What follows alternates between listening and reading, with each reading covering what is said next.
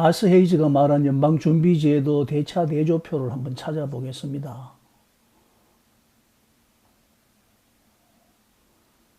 대차 대조표가 2025년, 2026년 이렇게 발표된 게 나오네요. 2026년 1월 22일 발표된 걸 한번 눌러보겠습니다.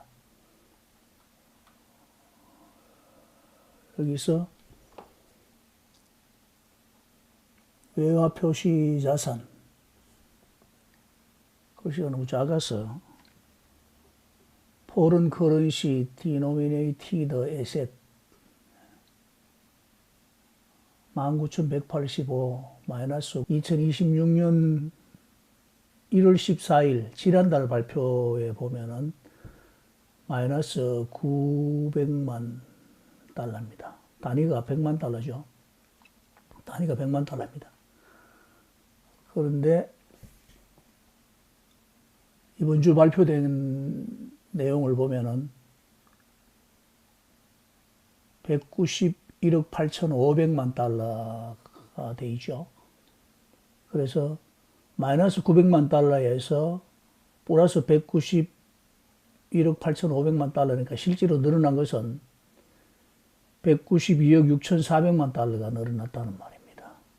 아스 헤이즈가 이걸 보고 말하는 거. 비트코인이 일본 경제 위기를 명분으로 한 미국 연방준비제도의 우회적인 돈 풀기에 힘입어서 강력한 상승 랠리를 펼칠 것이라는 주장이 제기됐는데, 아스 헤이즈 비트맥스 설립자는 연준이 일본 국채 시장을 구제하기 위해서 달러를 발행할 수밖에 없는 상황이 도래하고 있으며, 이는 곧 암호화폐 시장의 유동성 폭발로 이어질 것이다, 이렇게 예측을 했습니다.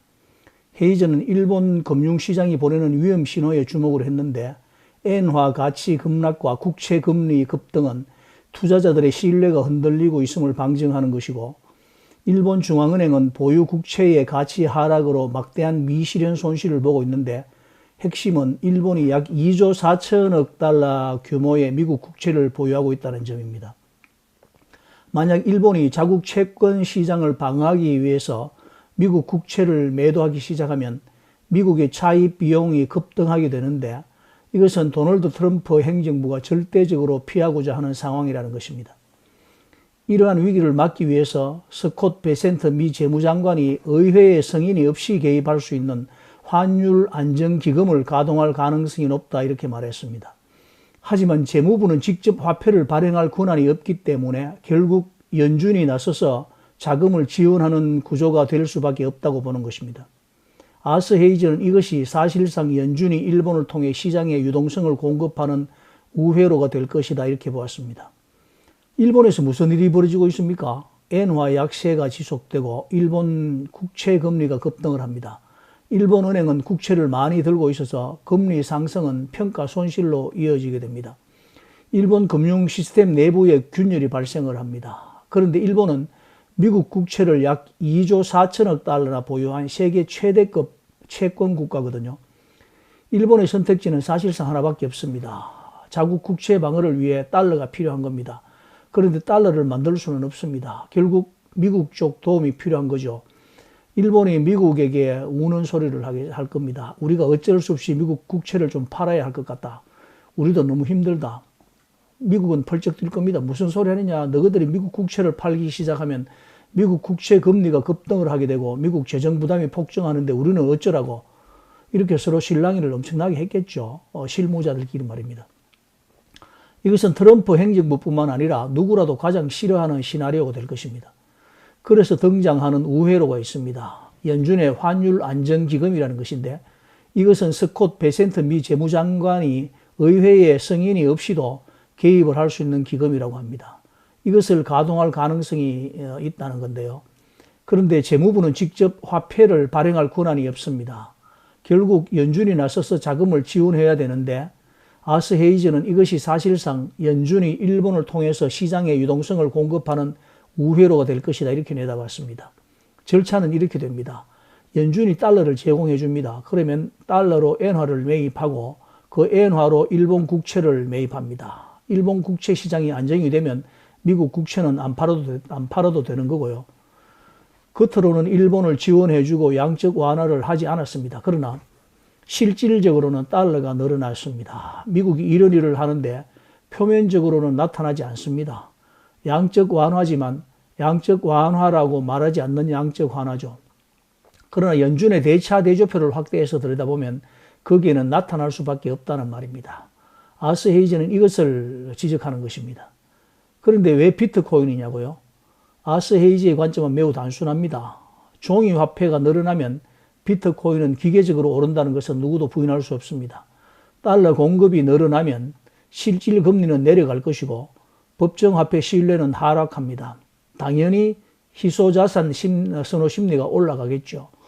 그래서 헤이저는 비트코인이 11만 달러를 넘으려면 이런 건전한 유동성 공급이 필요하다 이렇게 말한 겁니다. 비트코인이 11만 달러라고 하는 것은 엄청나게 보수적인 관점이고 비트코인은 한번 상승하게 되면 폭발적으로 상승하는 것은 우리가 이미 알고 있는 사실 아닙니까? 아스 헤이즈는 쉽게 가르쳐 줍니다. 외화 표시 자산이 평소에는 거의 변하지 않는다고 합니다. 그러다가 갑자기 이 항목이 증가한다면 그것이 바로 연준이 외환 개입을 시작한다는 증거이고 달러가 우회적으로 풀리고 있다는 뜻이랍니다. 뉴스에 나오지는 않지만 소리 없는 양적 완화라는 뜻이 헤이즈의 조언은 이렇습니다. 이 항목이 전주 대비 증가하면 통화량이 늘어났다는 말이니까 비트코인 보유량을 늘릴 타이밍이다.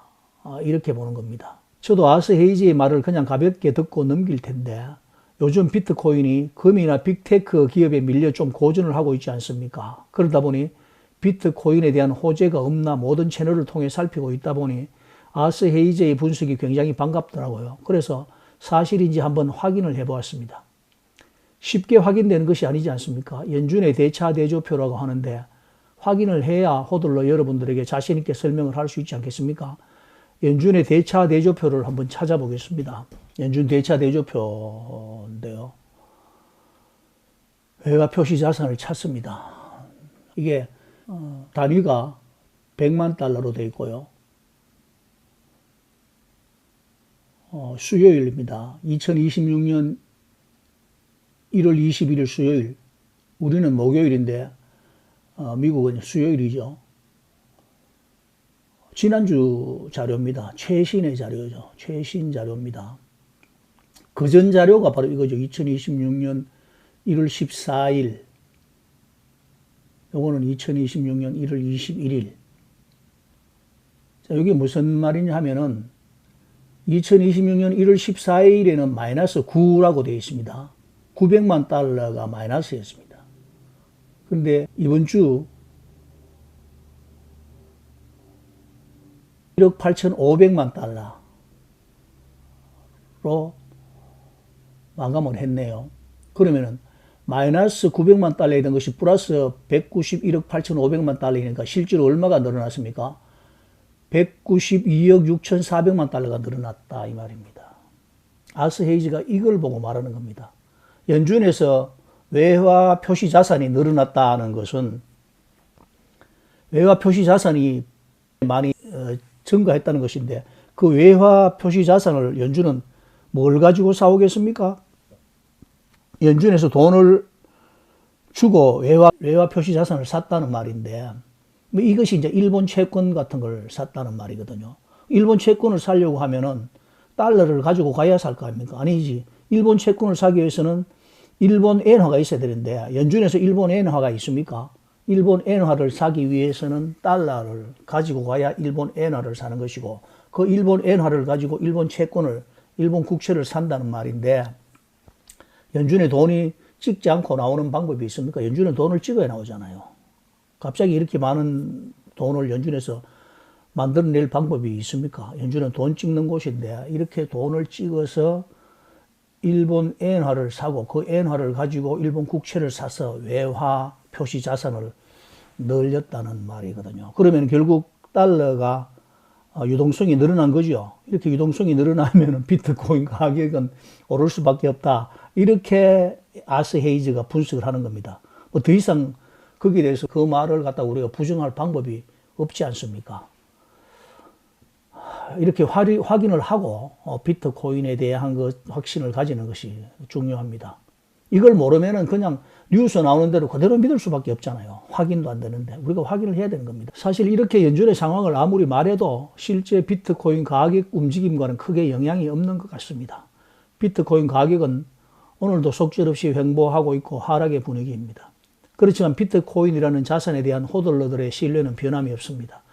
단기 투자자들이 비트코인을 빅테크 기업의 주식과 같은 자산으로 생각하고 있고 주식 거래하듯이 사고 팔고 하는 대상으로 취급하지만 호들러는 비트코인이라는 자산의 가치를 주식이나 다른 자산과는 구분을 하고 있기 때문입니다. 왜냐하면 원래 있던 자산이 아니고 세상에서 익히 만나보지 못했던 신생자산이고 세상의 금융 패러다임을 바꿔버릴 위대한 자산이라고 생각하기 때문입니다.